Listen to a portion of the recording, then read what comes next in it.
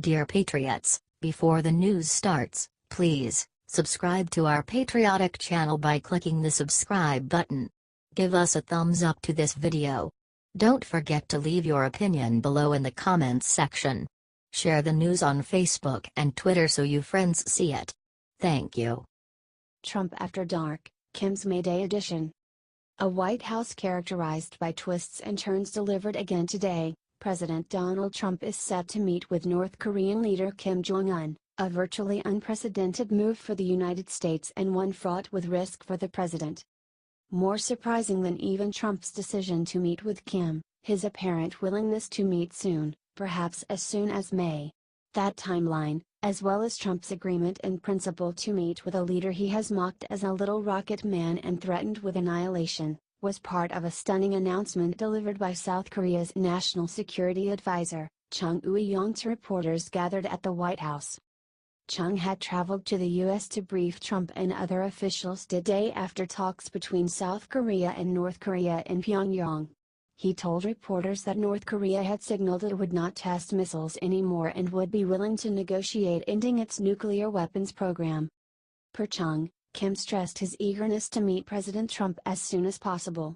President Trump appreciated the greeting and said he would meet Kim Jong Un by May to achieve permanent denuclearization. Elsewhere in President Trump's orbit. Still a big deal, President Trump brushed off concerns from Republicans and announced new tariffs for steel and aluminum. On a day when other events stole the show, this still could be an action that blows up the global trade order. Man down. Paul Manafort will go to trial on July 10 for 18 counts of tax evasion of bank fraud. It's one of two trials he'll face.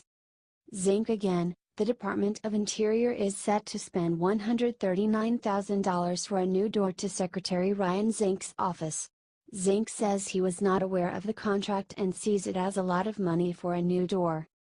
Koch spills. Billionaire GOP donor Charles Koch tripped President Trump's steel and aluminum tariffs, which he says do more harm than good.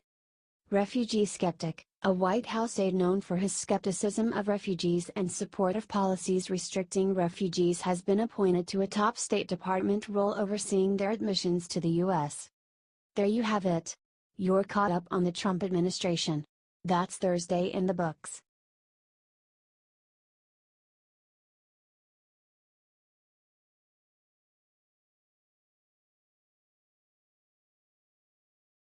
Trump threatens to blow up global trading order with tariffs. President Donald Trump says he is protecting national security by imposing tariffs on steel and aluminum imports, but he may have just thrown a bomb into the global trading system. Using national security to justify tariffs will likely invite copycat behavior from other countries, ranging from India restricting U.S. agriculture imports in the name of food security, to China defending its massive subsidies to industry as a security necessity. The result could be a cascade of unintended consequences that could restrict the ability of Iowa farmers to export corn, automakers to competitively sell cars overseas, and increase costs to U.S. consumers. More ominously, experts say the move represents a nuclear option in the trade world that threatens the very institutions that maintain the global economic order.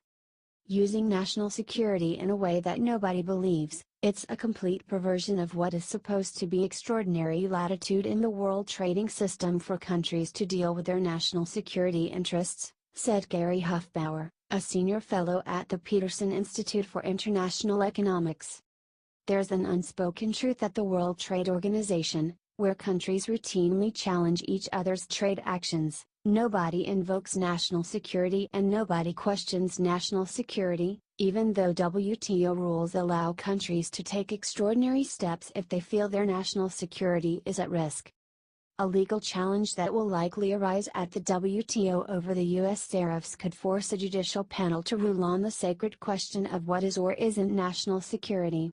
That could massively erode support for the international system, especially from the Trump administration, which has already scorned WTO decisions that it contends infringe on U.S. sovereignty. A WTO panel has never done it before, and they realize if they do that, that's going to be the death knell of the WTO, Hufbauer said. The Trump administration strongly argues that a 25% tariff on steel and a 10% tariff on aluminum is necessary to maintain national security. Economic security is national security, the White House trumpeted in a fact sheet released just prior to Trump's announcement. A senior administration official said the rationale from a national security and economic security perspective is unassailable. We need aluminum and steel to build everything from the Bradley fighting vehicle, an F-35 Joint Strike Fighter, to the littoral combat ship, the Tomahawk missile, Delta IV and Atlas V rockets, the official told reporters. And, importantly, as we move on this national security argument, broadly defined, again, it's not just defense applications. It's also things like critical infrastructure, whether it's the electricity grid, dams, transportation projects, water and sewer treatment plants. The Commerce Department investigation that cleared the way for Trump to impose tariffs concluded that a flood of cheaper imports threatened domestic industries to the point where they might be unable to meet demands for national defense and critical industries in a national emergency. It is permissible under WTO rules to do what we are doing, and we are doing that, the official added. But legal experts say Trump and his advisors have undermined their own national security case by tying restrictions on Ontario, Canada and Mexico to their cooperation in NAFTA talks. Those two countries were officially exempted from the tariffs for national security reasons, but Trump continued to tie their exclusion to the outcome of NAFTA negotiations in his remarks before signing the tariff orders. When the president publicly states that he's willing to exempt Mexico and Canada if they give him concessions in NAFTA negotiations, he's undermining the weak legal argument they have to begin with, said Matt Gold, a former U.S. trade official under President Barack Obama who is now an adjunct law professor at Fordham University. The Commerce Department's investigation, conducted under an obscure provision of the Trade Expansion Act of 1962, also includes a cautionary note from the Defense Department. Defense Secretary Jim Mattis said he agreed with Commerce's findings that unfair trade and its impact on the U.S. industrial base poses a risk to our national security, but said there was little risk the military would suffer a shortage of steel or aluminum. The U.S. military requirements for steel and aluminum each only represent about 3% of U.S. production, Mattis wrote in a memo. Therefore, DoD does not believe that the findings in the reports impact the ability of DoD programs to acquire the steel or aluminum necessary to meet national defense requirements. The WTO's national security exception leaves open a number of ways a country can justify a trade restriction. Mattis' note would likely preclude the use of one of those national security exceptions, which can be interpreted to mean the supply of military equipment. In this case, the likely defense would be under an emergency in international relations, Gold said. That envisions a scenario in which the world is in the grips of a major conflict to the point where ocean shipping is disrupted and steel and aluminum imports are cut off, he said.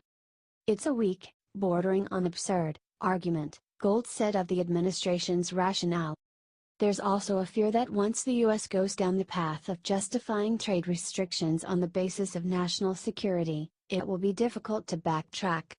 At some point you'll have to say, well, there's no longer a national security problem. And why? So the national security justification will make it even harder to back out, and I think the world will see through this, said Carlos Gutierrez, former Commerce Secretary under President George W. Bush, who is now chairman of the National Foreign Trade Council. He added that the U.S. is just walking into an entanglement. It just becomes a more complex web to get out of, Gutierrez said. Trade wars are easy to get in but difficult to get out of. It also sets up a potential confrontation with the WTO, especially with skepticism of the WTO already running high in the Trump administration, said former U.S. Trade Representative Michael Froman, now a senior fellow at the Council on Foreign Relations. One reason why the U.S. and others have been so reluctant and so careful about not invoking the national security exception is precisely because we don't want the WTO necessarily adjudicating how to define essential national security, Froman said during a conference call this week. Froman warned that a WTO challenge of the Trump tariffs could put the global trading system at the center of a crucible. One view of this is it's a way of bringing the WTO to a moment of crisis to justify potentially the U.S. withdrawing from the dispute settlement procedures, he said. Doug Palmer and Megan Gossella contribute to this report.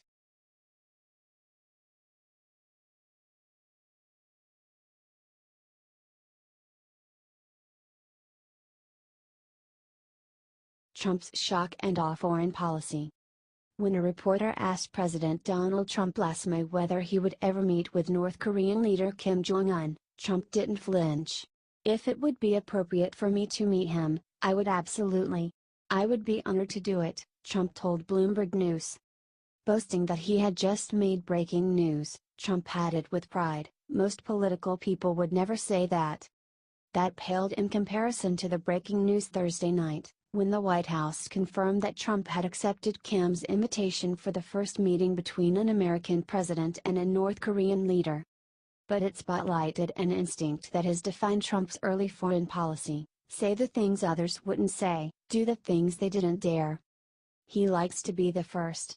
He likes doing things no one has ever done before, one senior Trump official said. Trump's taboo-breaking instinct was most recently on clear display in his December decision to recognize Jerusalem as the capital of Israel, a pledge several presidents had made but, on the Council of Advisors and fellow world leaders, decided to shelve. Trump officials say that was a key factor behind the president's thinking, something he made clear in a December 6 statement from the White House. While previous presidents have made this a major campaign promise, they failed to deliver, Trump said. "Today, I am delivering." The allure of a bold gesture also helped motivate Trump's surprise airstrikes last spring to punish Syrian regime forces for the use of chemical weapons. The Obama administration spent years debating military options in Syria that it never acted on. Trump, who ordered the attack from his Mar-a-Lago resort in South Florida, made it look easy. The principle even applies to Trump's stubborn overtures to Russian President Vladimir Putin, whom the president has tried to befriend in the face of overwhelming political opposition. Special counsel Robert Mueller may yet find that Trump has ulterior motives. But Trump's outreach to Russia is also consistent with a desire to do what the foreign policy establishment, against which he partly campaigned, insists can simply not be done. Trump will have another chance to shock and awe the world in May, when he must again decide whether to extend the Iran nuclear deal or walk away from a seven-nation accord. Trump officials have bluntly warned alarmed European allies that he is deadly serious about abandoning the deal once and for all if they don't find a way to strengthen or supplement it. Some doubt that it can be done without driving Iran out of the agreement, potentially risking a military confrontation with Tehran. Trump's grand gestures may make for high drama, but they come with real danger, especially when made by a figure with no experience or expertise in foreign policy.